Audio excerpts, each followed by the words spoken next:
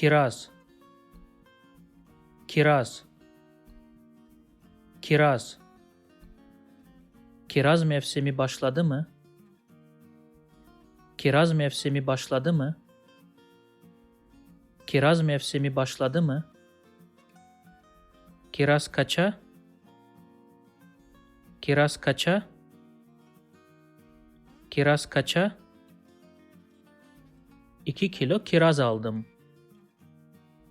2 kilo kiraz aldım. 2 kilo kiraz aldım. If you like this video, please subscribe to my channel below for more videos on Turkish grammar, vocabulary and pronunciation.